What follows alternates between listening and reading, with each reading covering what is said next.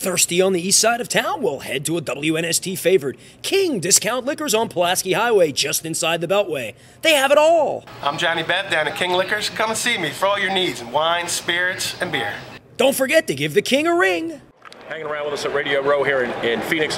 Guys, was there a defining, and Mike, having been around longer, I'm not saying this thing started 4 or 5 years ago with Brian, Jason's been in a couple of years. Was there a defining moment in the fall of Brian? Was there something, and I'm not asking you to betray anyone's confidence, but was there something that happened where it sort of got to the point where he couldn't get it back again?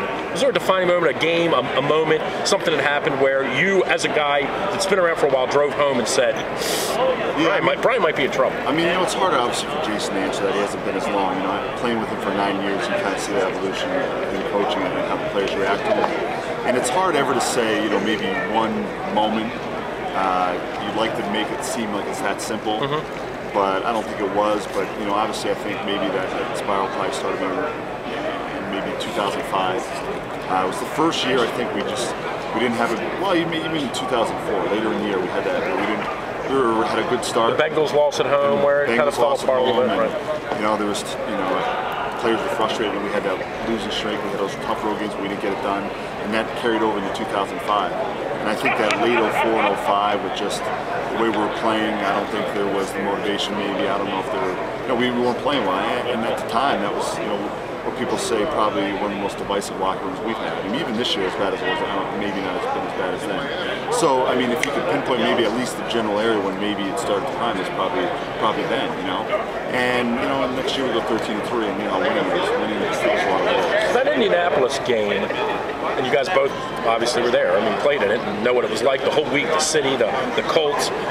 And I've said this on the air a lot, and I'm not saying this to be critical. It's just I think it's just a kind of a fact now that we're all still trying to figure out. I'm not sure you guys ever recovered from losing that game, and I just mean as an organization. That something happened that night. And it wasn't like you guys got blown out. It was just you scored 6 points, and the defense played well. The offense scored 6 points. They went on to win a Super Bowl. It's not like they were chopped liver, but it just seems like something happened that night. I think the fans never recovered because obviously it was the Colts, and everybody was dying for the team to win and move on from there. I don't know. It just seems like that game really set the Ravens back.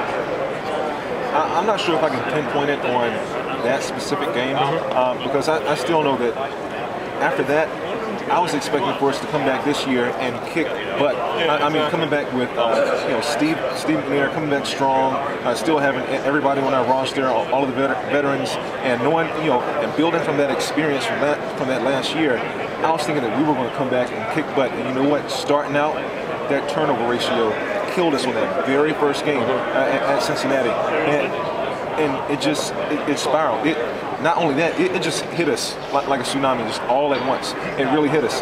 And game after game after game after game, really what I saw, especially from Coach Billy, if you're to say a defining moment, well, to me, even though I haven't been here a very long time, was we had suffered a very hard loss. And this was, I think, one of the first games in the second half of the season after our bye week. And after the game, of course, everybody comes in, he looks at us, and we're looking at him for answers. And we just got our butts kicked. But yet, he says, you know what, guys, you fought hard. I'm proud of you, no matter what the scoreboard said. That's all I can ask of you. Was that the Pittsburgh game? Do you remember? I'm not sure if it was that one, but even if you feel that way, you almost wanted them to yell at you, right? Honestly, I want you to yell at me. And when that happened, I saw guys like what? You're proud of us for getting our. I mean, you can't sugarcoat sometimes where you can't sugarcoat crap. I'm sorry. Coach has to come in and flip over the Gatorade table. Swear and drop F-bombs and do what you got to do. But it was kind of that way all season. Some people are going to say, by the way, Mike, and I'm really glad you brought that